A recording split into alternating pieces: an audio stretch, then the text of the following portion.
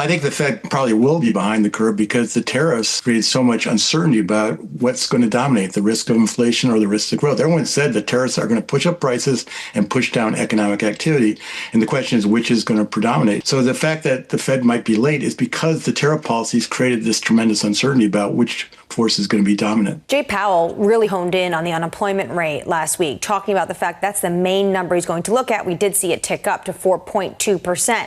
What do you think the line is for him where the unemployment rate ticking to what would get him really uncomfortable? A couple more tenths would definitely get him uncomfortable because then you'd start to think that the whole labor market was starting to give way.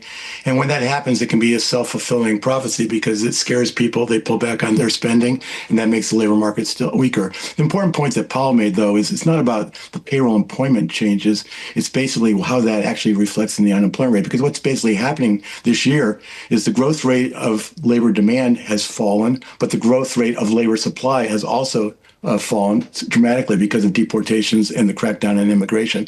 So both sides of the labor market are less robust than they were before. I'm worried that we're going to be in a sort of stagflationary environment where we're going to have both higher prices and a weaker economy. And the question is, which one do you put more weight on? I think the direction of rates is down. I think the question is just at what meeting does the Fed finally see enough evidence to warrant a cut? As I said in the piece that I published in Bloomberg Opinion, there's not that much disagreement about the Fed. It's all about timing and magnitude. It's not about direction.